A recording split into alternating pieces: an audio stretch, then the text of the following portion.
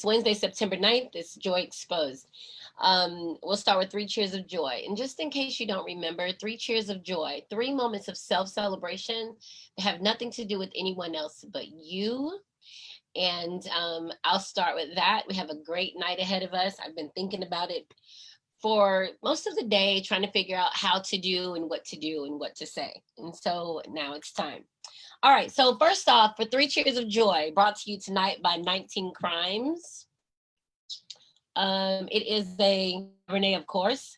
And I want the bottle that has Snoop Dogg on it, but I haven't found it yet, so I'm going to have to look for that. This is pretty decent. I've had it before, so I got it for tonight. So we got 3 cheers of joy. Hey there, Clarissa. Pour it up. I always like the way it sounds when you pour some wine. All right, so my first cheer of joy, and this is really a selfish moment of celebration because this morning I got dressed to go to work, and I've been off for like a week because I got so sick last week, but I'll talk about that in a minute. I got dressed to go to work, and I have these mustard colored pixie pants that come above the ankle, and I've worn them before, but I haven't worn them in a long time. So I put them on this morning, and as I was putting them on, I thought, damn, I got on the wrong panties. I needed to change panties, but I really didn't care that much because I just didn't feel like it. So I got dressed, put my pants on. This was the first morning the first time I wore these pants, and I couldn't see my fat pocket sticking out in the front. And if you don't have a fat pocket, some people call it a fupa or what is it? Fat above the coochie area or fat above the puss area. But anyway, I call it a fat pocket. It's the little fat pocket that's right at the bottom of your stomach and right above your thighs. Anyway, so I got dressed, I put my pants on, and I looked in the mirror and I couldn't see my fat pocket. I was so freaking happy that I was like, oh my God, I've lost some weight in my fat pocket. So that's my first cheer of joy is no fat pocket in the mustard pixie pants. So cheers to that. Hi, Stephanie. Hi, Varisa. So I was really pleased about that. It's my first cheer of joy. My second cheer of joy probably happened a couple weeks ago. I thought about it today. So you guys know that I'm in a relationship, but you guys also know that I'm a very free spirit, and I always have been, and I don't really like to wear bras. Not that I don't not wear them intentionally. I just don't wear them. Just don't think about it, whatever. So I got dressed the other week to go up to my mom's. No, it wasn't even going to my mom's. It was when I was going to see Faceless Love for my birthday. And I actually got dressed, undressed, put on a bra, and dressed again, just because he's had some uncomfortable feelings with the fact that I go around braless. So I was like, okay, well, okay, all right, it's okay. So I did wear a bra just for Faceless Love, and I don't even think he noticed. I had to say, like, look, you notice anything? And he was like, what? You got on a new dress? I was like, no, I got on a bra. So cheers to wearing a bra. Not even to that. Cheers to being aware of somebody else in your space to wear a bra. So cheers, I'm celebrating that for myself because I'm pretty selfish. My third cheer of joy, the first one was I didn't have a fat pocket in my mustard colored pixie pants. The second one is that I wore a half bra with my sundress instead of walking around with my headlights blazing. My third cheer of joy is I made it to work today.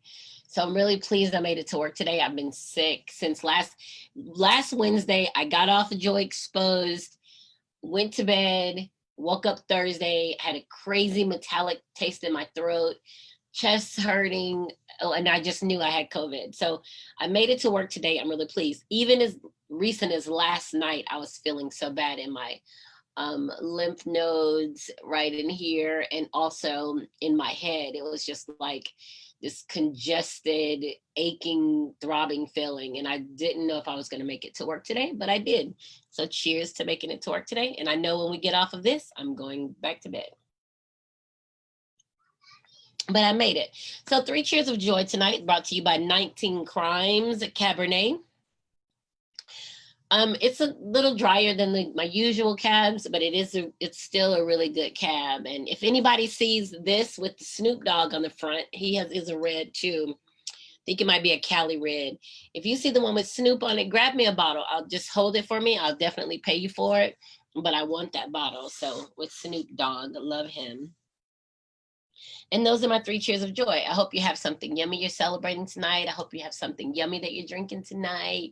And thank you guys for joining me on Wednesday, September 9th for Joy Exposed.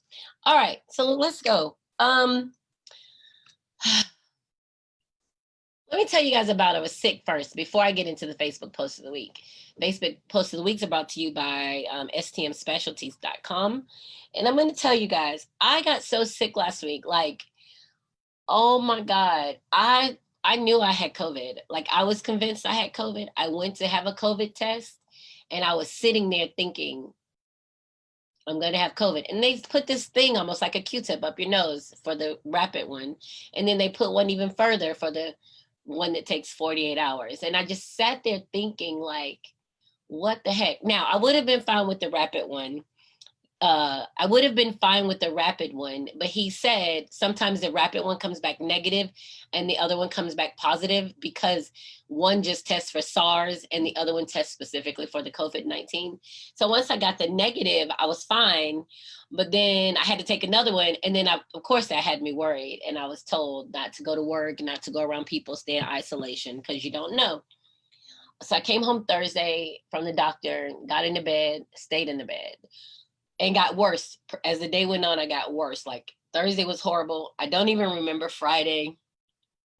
I actually thought Saturday was Friday.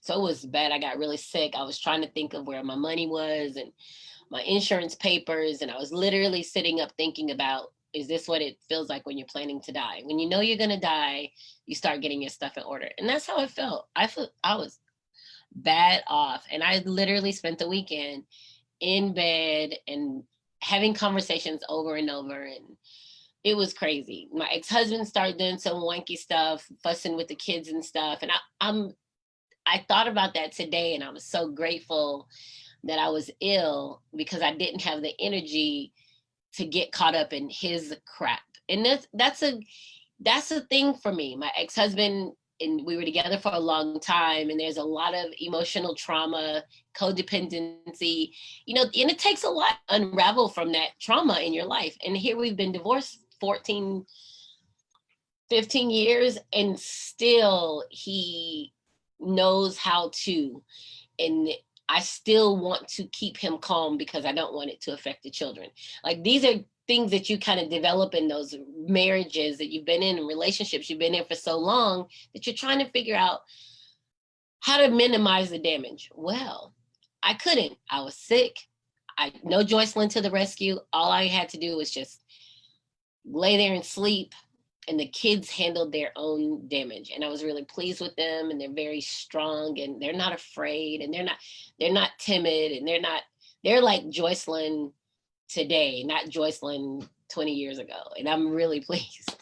I'm really pleased with them for that. And they handled it on their own, and everybody came out on the other side, and I didn't get caught up in it. And this was probably one of the first times since we've been divorced, since we were married and divorced, that I wasn't the one caught up in it trying to minimize it. They handled it. The young adults took over. So I'm very happy with them for doing that. And I'm grateful that my illness it coincided. Like, they just kind of like happened at the same time. So I'm really grateful for that. That I didn't get caught up in the blah, blah, blah with them or with him, not even with them. So, but that's fine. It's everybody's okay. And that's probably the last time that it'll happen because mommy wasn't taking care of it. They handled it the way they wanted to handle it. And now they know, and he knows that mommy is he knows that mommy's no longer putting out the fires. So he's aware of that now. And, that's a lot. If you've been married for a long time or you've been in a relationship for a long time and you think about those kind of codependent issues and those how you dealt with each other and how you dealt with yourself in the marriage, it takes a lot to come out of those things. And, you know, we want to think that it's easy breezy and you get a divorce and then it's over. That's what you want to think. But it's not. It doesn't work like that. As long as they're kids and the kids are involved and things come up, it's not as simple as we're divorced. And I have to make sure as a woman that I'm not the anchor for my ex-husband, that I don't have to protect him anymore. I don't have to protect the kids from him anymore. I don't have to protect me from him anymore. He literally gets to, I don't know what he gets to do, but that's not my issue. So, you know, it's really weird, but, you know, and I've thought about it. I wrote about some, you guys may have read some in my blog, and I made a little post about it. And you realize that people deal with their own demons and their own trauma and their own bullshit. And it ain't got nothing to do with you. The shit that happened before you met had nothing to do with you, but you're the one that you recognize it and you tried to fix it and you tried to love it away and you're that person. So you feel some kind of responsibility to it, but it's not your responsibility. It's not my responsibility. And this weekend was perfect because I couldn't do it even if I wanted to. And my kids handled it like troopers. I'm very proud of them. And they only went as far as they were going to go with the arguing, with the bullshit, they only went so far, right? And I'm very, very pleased. But, you know, you have to unravel those things. You unravel your life. You literally almost made a quilt together. And then all of a sudden you got to take every thread apart in the quilt to try to get back to the original pieces. And that takes time. You don't just rip it apart. You literally have to pull every piece out if you want to not ruin somebody or ruin a piece of somebody. You just it takes time. And we have to be patient with each other, especially when you get older and you get in other relationships, and you literally have to be patient with each other and those things. So, the illness was at the perfect time. As much as I hated being sick, it came right on time, because that showed me that the kids were able to show me that I was no longer that person needed in that, and they were ready to handle it on their own. So I was very pleased. So let's see what Marisa said. Sorry that happened, but I have to say everything happens for a reason. It was their time. That's right. Very proud of them. You're absolutely right, Marisa. Me too. Isn't it great that you now know if something happens, they have the skills to handle life? Yes, sir, Clarissa. Yes, ma'am. Absolutely. I'm so pleased, because it didn't take for me to say, you do this and you do this. I said nothing. Like, I was just like, sleeping on and off and hearing bits and pieces and all of this. And they were just taking care of business. And I'm so pleased with them. Raising adults. Cheers to the adults. All right. Facebook post of the week, brought to you by STM Specialties. Oh, I was doing better this week keeping them together, y'all. Gonna be proud. I was giggling trying to figure it out.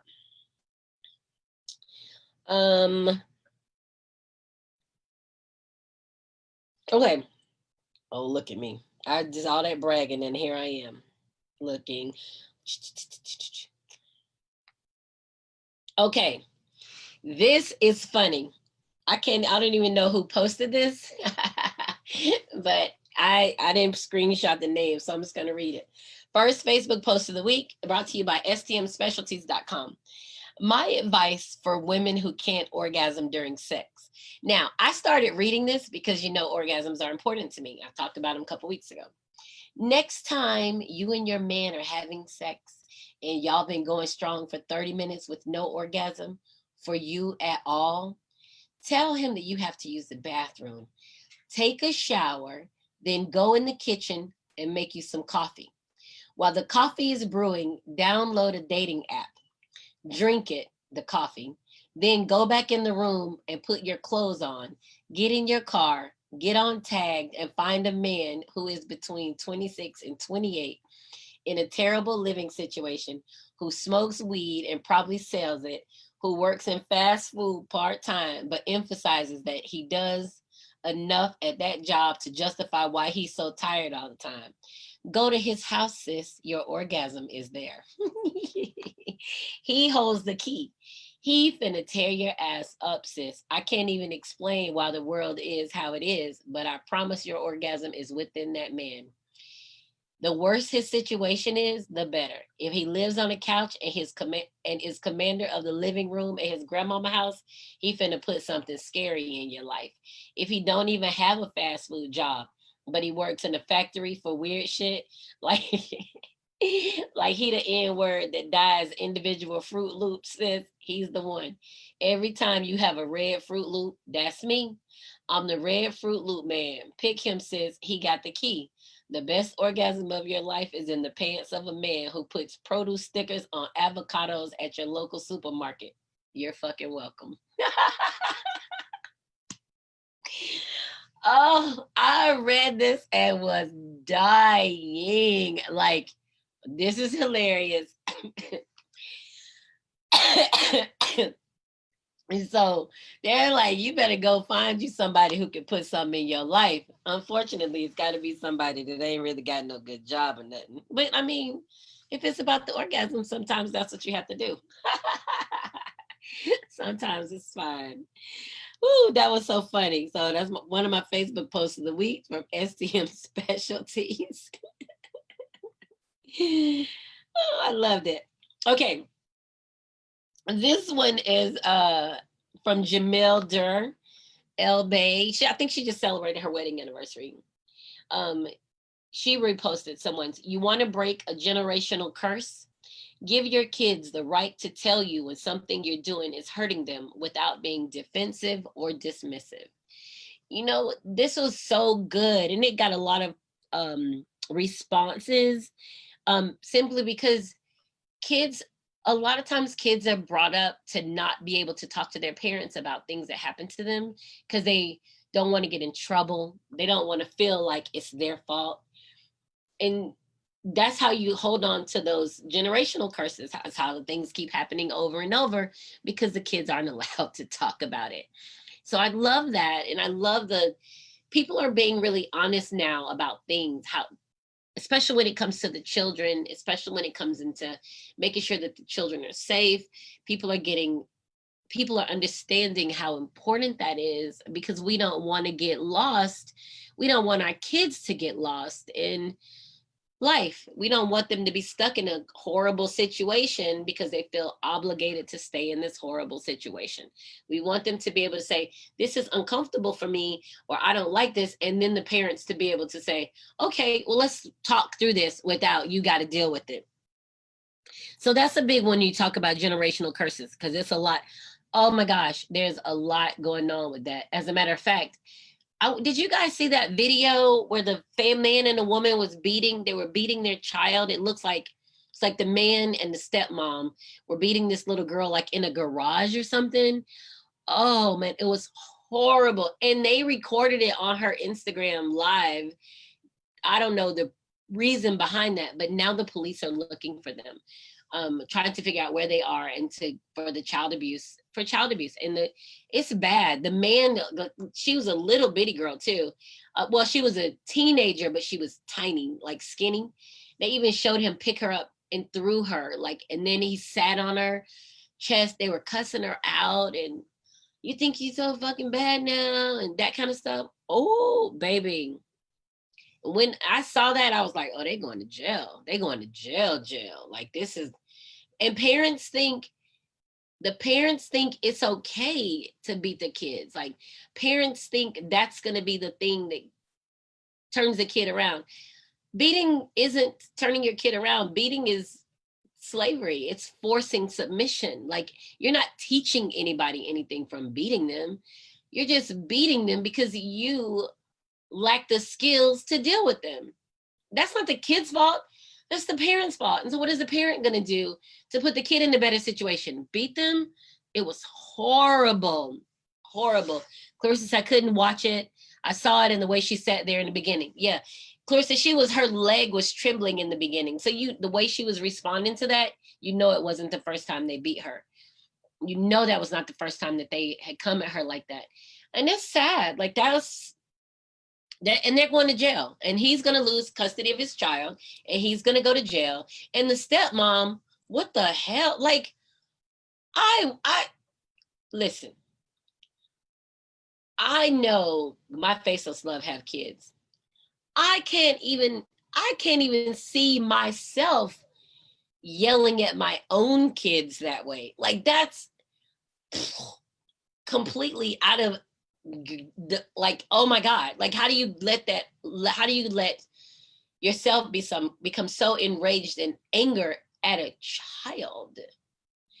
That means your skills, your coping skills are minimal to none if you can lose your shit like that with a child. Man, that is crazy. That is crazy. I agree with you. They do need jail time. They need jail time. And that wasn't even one of my Facebook posts this week, but and then that child will come somewhere into another school and bully other kids because she's been taught to bully. She's been taught if she does these things, she can control these people, manipulate them. And they have those same behaviors at school. And the parents don't want to say they got these behaviors at home. We taught her that. We taught her to be a bully. They're not going to say that. They're going to fuss at her again about getting in trouble and having the school call and blah, blah, blah, blah, blah, blah, blah. That kind of thing. Terrible. Terrible, terrible, terrible. And they do need jail time. They absolutely do need jail time. And somebody went and got the child. Some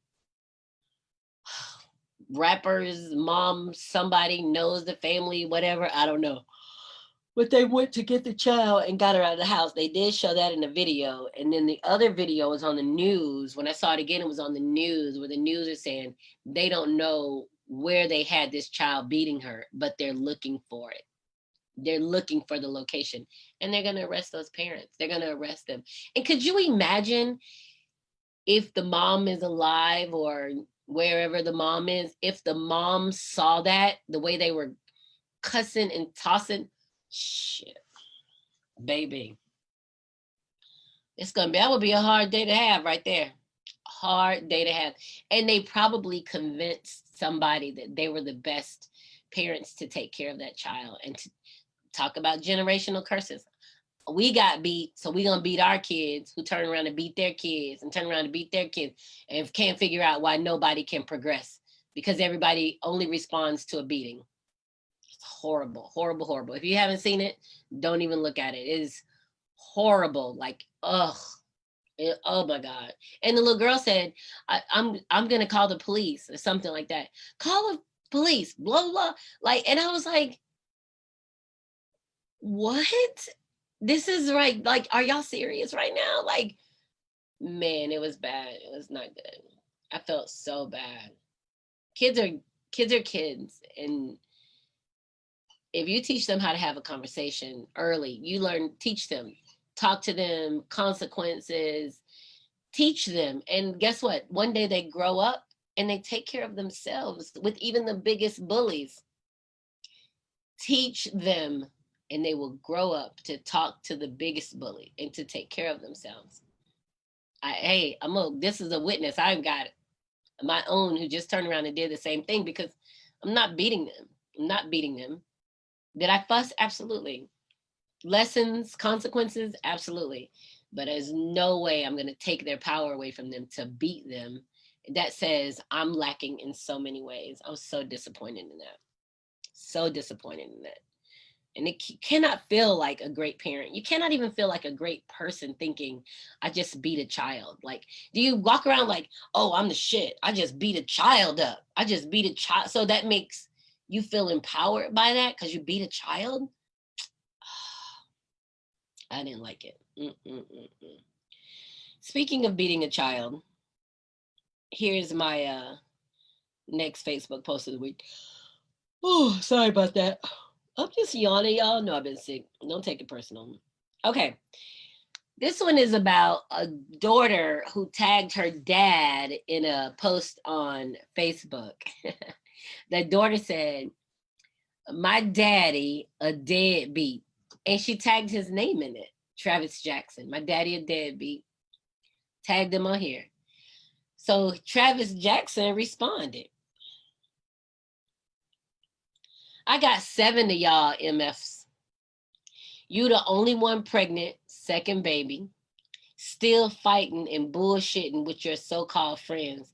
I'm not giving you shit when you still fucking up. So no, you're not getting a car to pull up on no effing body, period. You the only child of mine effing up.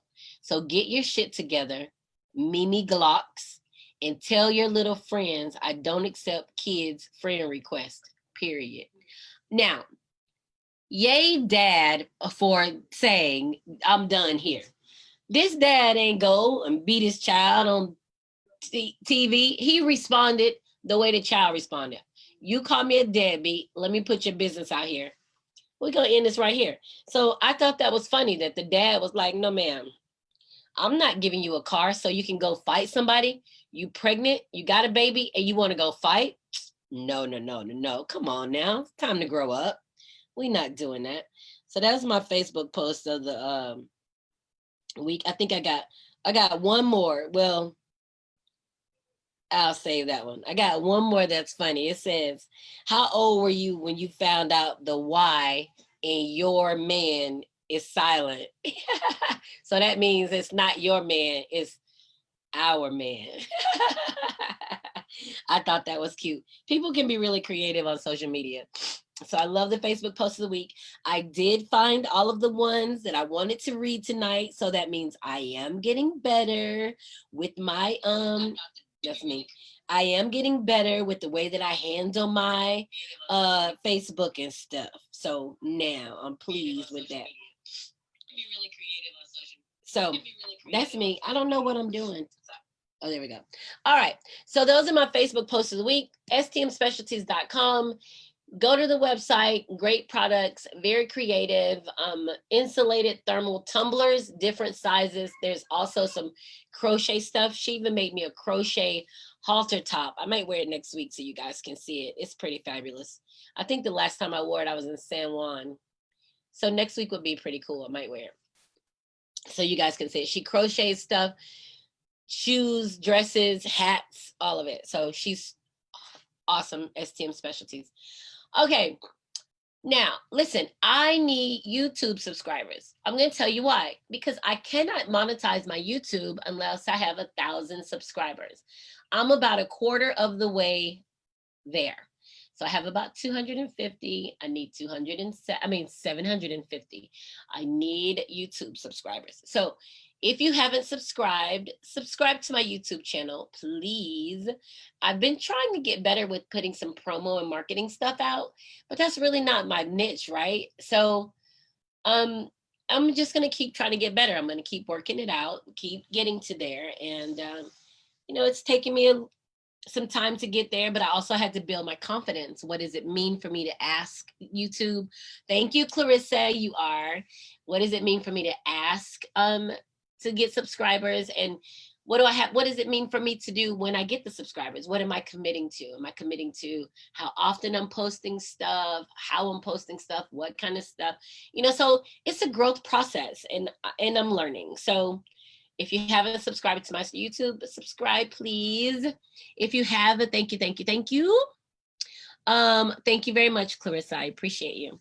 All right, so that's it for that. Let me look. I made some notes so I can stay on task here tonight. You guys know I got sick probably from the little kids hugging me. I think that was it.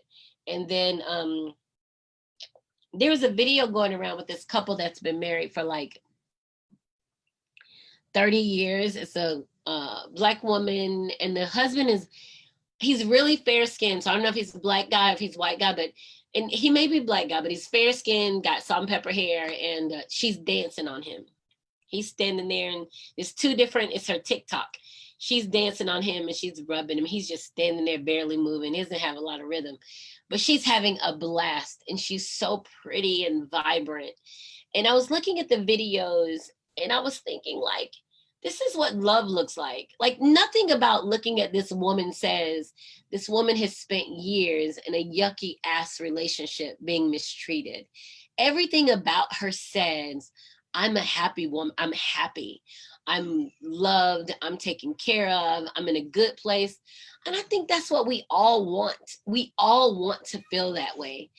So I'm having a hard time when people try to make you think that being in a relationship or marriage is supposed to be this arduous, gut wrenching process, right? Like, why do we think that? Like, why do we believe that being in a relationship has to be yuck for it to be a relationship? I don't understand that. And I wish we could change the narrative on that. I wish we could normalize happy relationships. And not that getting to know each other and growing together, not that those times can't be trying, but just staying in abusive relationships, staying in a place that doesn't make you happy, that you can't be free. Why? I don't understand why that seems to be okay. I remember thinking that when my marriage sucked, oh, it's okay because marriages are supposed to suck. It's okay because marriages take a lot of hard work. So, but as long as, but that's not right. Fuck that. We got to be happy. Like, this is 21st century. We're free. We have choices and options. Why do we feel like we have to stay in yucky situations for the sake of what? How much does that take away from our passion? Like, if I had known that I could be happy, if I had known that it was okay for me to be happy, I'm certain I would have left my marriage earlier, So, like, how do we know it's okay? And why can't we make that a thing? Like, I don't want to have any more conversations with people and they're trying to figure out how to stay in miserable relationships. I don't, because I just want to say, leave. Go get you some happy, girl. Go get you some happy. Go enjoy yourself. That's what I want to say. I want to say, get out of that. Let's go have fun. But we stay and we stay and we stay until it beats away for the soul in us. It beats away at us. It tears us apart. And then we have to leave and try to fix ourselves to even have a piece of life. If it isn't happy, people shouldn't stay. This is Clarissa. I was married for 26 years. I left when my grandmother said I could. Oh, thank you, grandmother. Oh my God, right? It's like, oh, let me get the heck out of here. Oh my gosh. And we feel like we have to stay, even if it's miserable. And we feel like, oh, it'll get better. Or, oh, and people my grandparents stayed together for this long. And that, you like, but it sucked. Like, if it's not happy, why are you gonna stay in there? And I don't want that. Right. Oh my God. She said her grandmother was married for 62 years and said it was a waste. I don't want that. Like, I want to be happy. Like, I literally, oh, man, I don't regret leaving my marriage at all. Like, I don't regret it at all. I haven't regretted it a day since I left. I used to regret that I didn't leave sooner, but you can't do anything about that. But even single and dating, I was better off. Oh my God, because I was free. I wasn't obligated to be with somebody. I didn't feel like I had to. So I just was looking at that lady and just looking at her skin and her smile and her dancing, and she could dance. Her husband couldn't dance. And he was just sitting there trying, like he's just trying whatever is going to make her happy. And they've probably done that for years. There was nobody growling at the other person. They was just happy. They look happy. They look like they've been happy, not new happy, been happy. And that's what I want. Let's normalize happy relationships. Let's normalize love, not fighting. It's easy when you're dating somebody and you don't like them. Leave. Breaking up is free when you're single. When you're dating, breaking up is free. When you get married, you got to pay for divorce, but it's worth it. Trust me. It's worth it. Oh my God. I hope I'm not ripping anybody's house apart. But man, just to be damn happy, like that's so important to me. I want to be happy. I want to laugh. I don't want to argue. And I'm not going to argue. So I'm 51. So I'm not going to argue with you. What are we arguing for? If we arguing for different things, shit, we need to be in different places. What's the argument? If the goal is happy, is we both arguing about how we're gonna get to happy? No, we're not. I'm not doing it. Like I don't want that in my life. I just don't want it. And I know it sounds cheesy and corny but damn, that's what I want. I want to be fucking happy. I want to change the generational curse. I remember my mom and dad fighting. I remember my mom and my sister's dad fighting. Those are things I remember. Guess what I don't want for myself? I don't want any fucking fighting. I've had the fighting that I'm going to have. Anything else is love. I'm having love. And that's how I think I got so good at dating, because I recognized right off when somebody was trying to get me to stop doing something or to live under their thumb or to limit my movements. And I don't want that shit. So I was like, no, I'm not doing that. All right, I'm cool. Let's go. I'm out of here. So that's a big deal for me. And I think that we have to really understand that happiness is important. We got enough bullshit to deal with at work. We're dealing with different personalities and people at work. And you think when you're with somebody because you like them and you think it could be good if they just. Well, what if they don't just? How long are you willing to be miserable in it? What if they don't just do what you want them to do? How long does that misery last? Is it worth it? Like, is it worth it to stay in there just to say, I got a man, or this is my wife? Like, is that, and it's probably more women than men, because I don't think men don't sit up talking about, oh, I got a wife. You don't see a group of men together saying, oh, I got a wife. My wife is the bomb. Men ain't saying that. It's the women. My husband, my husband, my husband. And so what? So what? Your husband, and what? Are you miserable? Okay. Are you trying to convince me, or are you trying to convince you? Like, but I think people should just focus on the fact that we all have a purpose and we all have a path to travel. And we just want to be happy. I want to be as happy as I can along my path. I'm going to deal with unwarranted and unnecessary things along my path. Can it not be with the person that I'm loving, or the person that's loving me, or the person that's going to take me to heaven and bring paradise to me? Like, can I not argue with that person? Can I not associate something negative with the person that has the power to render me helpless? Do I not have to argue with that person? Like, oh, I don't want to argue with that person. I want to look at that person and know that with this person, I am free. With this person, I am okay. Me, he's okay. That's what I want to look at my person to see. Like, but I don't want to argue with my person. I don't even want to have to make up later. I just want to be able to look at them and know that paradise lives within them. That's what I want to do. And that is my goal. Hey there, Kim. A lot of women brag on their wife. Well, thank you, Charles, for telling me that.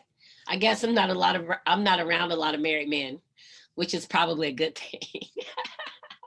But thank you, Charles, for sharing that. Because I know I work with men who talk about their wives, but maybe because I'm around more women, I hear the other side of it, but thank you so much for sharing.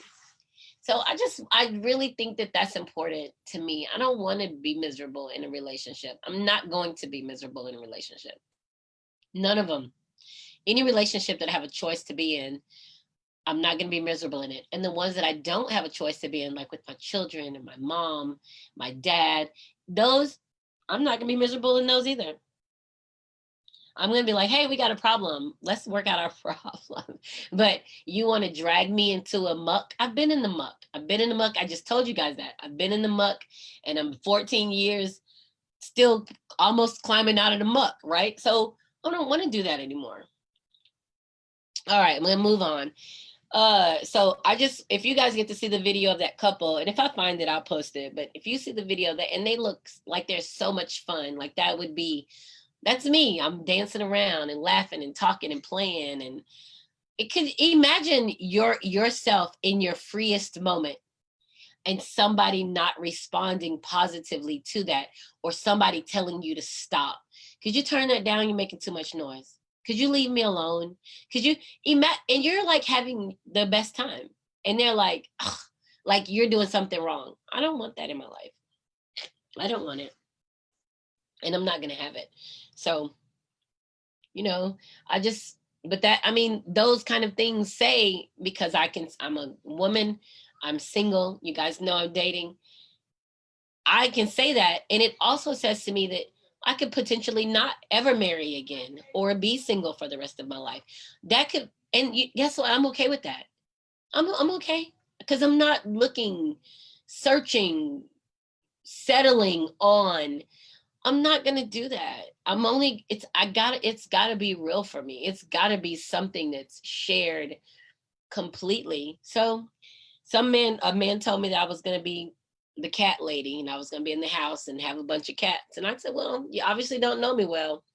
I might be single, but I bet I won't have a bunch of cats. I'll be the single lady on the beach. I'll be selling seashells or mixing some margaritas in my Ninja, but I won't be with a bunch of cats. That's not my personality. I'm not that person to settle into a space, because the world belongs to me. And that's the truth. So cheers to that. Cheers to knowing that the world belongs to you and you can do anything you want. All right. So the other thing I wanted to talk about tonight is, it's kind of, sometimes I think women have more of a problem with it than men. Maybe not, but it's submission, right? So I just was kind of like want to talk about it a little bit, because when people talk about submission, when men will talk to a woman about submitting, it's almost like they start describing a slave, right? When they talk to you about what they want from you, it sounds like they're describing a slave. Well, women respond to that because it seems like if I submit to him, if I do all the things he tells me to do, I'm giving up some level of independence of who I am. And nobody wants to give up who they are. So I always have to try to kind of wrap my head around what submission is and what is meant by that. Now, you guys know for a little while, probably a year or so, I was an acting dominatrix. So I know what submission is for somebody who comes to you wanting to be a sub. So I know when you have a sub, what submission is. But that's not a relationship of two people who want to be together and not assume these BDSM roles, right? So that's different. So if somebody tells me they want to be my sub, now I'm like, oh, okay, well, good for you. I'm not, there's plenty of other doms out there. It's a lot of Facebook groups. You should go meet some people, because I'm not interested in that anymore. That was something I was trying out for a little while, and it was fun. I can't knock it. I'm not going to knock it. But as a woman, and I know that I'm more dominant than many men, I know that I am. But that's not a role that I want to be in a relationship with the man as a woman. I want to be the submissive. I want to be able to give myself to my husband. I want to submit to my husband. Now, what that means is my husband has to be able to love me in a place that inspires me to submit to him. A man can't tell me, I want you to submit to me, because that don't mean shit to me. What that mean? Do something. You do something and let me see how I'm gonna respond. Because you can't force somebody to submit to you. Forced submission would be like beating somebody and fussing at them and making them do what, that is a slave, right? You're training somebody, you want them to be your slave. Well, when you're in a healthy relationship, I'm thinking when you're in a healthy relationship with two people who are aware of themselves and who want to take care of each other, submission is inspired because men naturally want to take this woman that they're in love with and they want to be with. They take her and they build a force field around everything that she is, not to stop her from moving, but to make sure that she's safe moving. He doesn't want her to do less. He wants her to do everything that she's going to do, as high as she's going to go, as low as she's going to go. He wants all of that shit to happen. For him to be able to get her to give herself to him and to submit to him, he has to be capable of that. As high as low, he has to be able to do it. What men tend to do, they take this woman who is this awesome force and they're not capable of her. And they want her to reduce herself to sit in a space that he can manage. That's not how women work. That's not how people work. So when a man is capable of loving you, when he's capable of himself and he's capable of loving you, you in turn want to allow yourself to be of service to him. You want to be made use of, and it's pleasure in that. And we look for ways to love him. What can I do to please you? Because most of the time, these men have figured out how to, just like an independent woman, it's an independent man, he can take care of himself. Like you can take care of yourself, but he can also wrap you, put this thing around you so that you know your movements are safe. Now, when somebody can offer you that luxury without fighting you over money, what you're doing, if he can offer you this, and not that he has to have a lot of money, he just has to know how to manage himself and to be able to give enough, have enough bandwidth for you. He's got to have enough bandwidth for you. It's fine. It's fine. But when that happens, you want to take care of. You want to find anything that you can do to take care of him. Men, a lot of times people don't know what they're missing. Men don't want you to stop doing you. They don't want you to stop living their life. They're going to watch you live your life, how you do you, and they're going to say, okay, I'm going to put this right here because that's going to make her life go smoother. I'm going to put this right here. That's going to make her life go smoother. He don't want to rescue you from some bullshit that you got caught up in because of some, he don't want to come along and save you. He don't want that. That puts him in a father role. Just like a woman doesn't want to go along and save a man. It puts her in a mother role. Nobody wants to be in those maternal and paternal roles in the relationships. People want to be in a relationship with somebody that they can love and somebody that they can take care of. So many men are too prideful to protect and nurture. I no longer shrink, so a man must be mighty. Absolutely, Carissa. That is perfect. That is perfect. Yep. And the problem is finding the quality of a man who proves worthy of following. And you know the funny thing, because that would be for me, because I know how much stuff I like to do. And I already know, I know from dating, when I was dating, men would be like, oh my God, you're so much fun. And the next thing you know, they want you to stop doing some of the stuff you did when you were so much fun. That's not your man. That's not your man, right? That's somebody who wants the goodness from you and they want you to shrink it down so they can still feel aware of you. Men who are capable of you don't ask you to stop. Let me tell you, we had a conversation, Faceless Love, about him paying. I asked him if he was ready to take over my bills. He was like, oh yeah, I'll do that. I was like, you will? He was like, yeah. He's all right. He's okay. So you gotta let me get you're gonna deposit your check, and we're talking about that. And he said, you gotta give me your credit cards. And I was like, I don't get it. He said, well, we're not paying bills for you to keep spending it. Like, we got stuff to do. So if I'm managing it, you have to trust that I'm managing it. You know, that kind of thing. And I was like, well, that does make sense. But for me to say that already, I was teasing.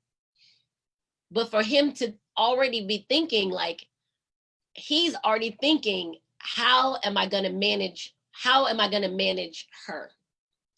Not I can't have, or just go do whatever, because he's got to he has to know and hear that he has everything to be able to manage us as a whole, if it comes to that, if and when it comes to that, right? So, and I trust that. Like, I trust that he can take care of me. I trust that. But now we're both still single. I take care of myself.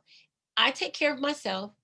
He's capable of taking care of both of us, but that's not a responsibility I'm putting on him. I don't want to be saved. I'm not looking for him to save me. I'm not. And that is good for us in our relationship, because he has to know that this woman is capable of so much. So as much as I'm capable of is as much as he's got to be, that much more that he has to be capable of. If I can figure out how to do the things that I want to do, he's got to be able to think as my man what he has to do to make sure that I'm safe. That's it. He only wants to know, when I went to Italy, the thing was, can he, it doesn't mean don't go to Italy. It just means I just need to know where you are. So if I have to come get you, I can come get you. He's not telling me, you can't go to Italy for a month. You can't this, you can't this. He's trying to figure out, what does it mean for him? What adjustments does he make to make sure that I'm okay wherever I am?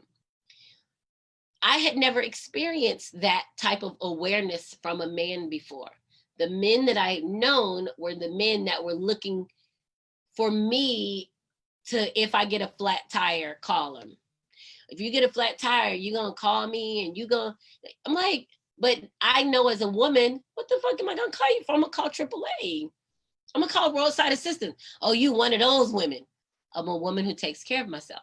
So I had to explain to a guy before, okay, look, if you want to take care of my tires and you want to take care of my car, you don't wait till something happens and I come to you and ask. You set it up on a maintenance schedule that these things are taken care of. You set that up. Now I deal with it as I go. But if you want something different to happen, then you do it. And that's the beautiful part about men, grown-up ass men who are ready to be capable of a woman that is for them. They are ready for them. They are ready for them. Not, we gonna go on vacation and we gotta split it 50-50 and you pay half the bills and you pay. Men don't want that. Man, a man doing that shit would be thinking he living with his roommate. He got a roommate. Think of it. You living in a house with somebody and y'all paying 50-50 on everything. To me, that sounds like a roommate. That means I move the way I want to move. I do what I want to do. I'm not conferring, not even asking permission. I'm not conferring when it's time to move. I'm moving the way I want to move because we're working independently together for a common goal. So I hate those arguments, but I know that people are trying to understand what it means in these relationships and what to do, because everybody's been fucked over and people are tired of being fucked over. So we're going to normalize what that looks like. And women want to submit. We want to take care of our men. We want to please them. We want to make them happy. Oh, think of ways. What can I do to please him? What can I do to love him? How can I? And all of those thoughts come when he is loving you. Those thoughts come and nobody has to tell you to submit. OnStar, you're right. I'll call OnStar. Nobody has to tell you need to, I'm your husband, you need to submit to me. That shit sound crazy. Submission is inspired and it's a beautiful thing. It is so beautiful and so loving and kind and generous. And just like he wants to take care of you, you want to take care of him. And you want to take care of him and he wants to take care of you, and you recognize the beauty in each other and the gifts in each other, and how being together makes you whole and loving and just kind to each other.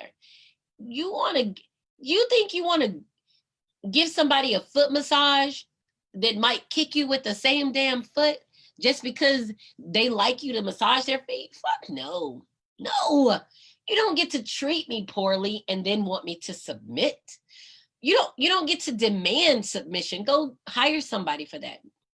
There are people who like to be in those roles in BDSM, but you don't get to force it from me. I want to take care of my husband. I want to pleasure him. I want to be for his pleasure. I want him to make use of me. I want to be available to him. All of those things are good things, but you can't force me to do those things because what? No, because I can leave. That's the problem with getting a divorce one time. You know you can get a divorce 2 times. Jaded, jaded, jaded. But we have to really think about that submission, and submission is a gift. Submission is a gift, and it is because you want to give that to you want to give that to your partner, and your partner, your husband, your wife wants to. And I think the intention begins that way. It begins of, this is what we want to do, and then you go off course because other things get in the way, and you recognize that this is easy to have. Well, it is easy to have, but it's also good to have, and you can't force it. So if you're in a relationship and it's not loving and it's not kind and you're not growing in it, and you always have to grow, and men encourage growth, and men continue to grow. They learn everything. So I was talking to Faceless Love today, and he was telling me, we were talking about the housing market. And he said, I'm sorry that I'm sorry that you're married to someone that talks about derivatives and housing markets and something. He just was going on all this mathematical stuff. And I started laughing, and he said, I know it's crazy. I'm sorry. I said, you lost me. No, I said, you had me at, you're married to someone. I said, I don't even know what you said after that other than derivatives, right? So, it's just kind of funny because he talks and I listen, and I talk and he listens. And it's a ebb and flow of understanding of information. And sometimes he may not want to hear what I'm talking about. And I'll ask him, do you feel like some random conversation right now? And sometimes he's like, no, maybe in a little bit. Okay, I can respect that, right? So it's just recognizing and respecting there's another person. So when I have a conversation with people, with men, with women, and the topic of submission comes up, I get excited, like, ooh, yes, you want to submit. That's good. And the men think it's a good thing until they hear they have to do something for it to happen. You being a male of the male form doesn't give you that. You literally have to nurture and understand me as a woman. You have to inspire that from me. And women don't understand because they automatically think they're now becoming somebody's slave when you think about it. But it's really a very good place to be. It's a very dynamic understanding of a relationship. So anyway, it's Joycelyn Wells with Joy Exposed. Don't forget to subscribe to my YouTube channel. Joy Exposed can be downloaded from everywhere the podcasts are available. And I was listening to it on Pandora. I always love that because I love Pandora. Pandora, iHeartRadio.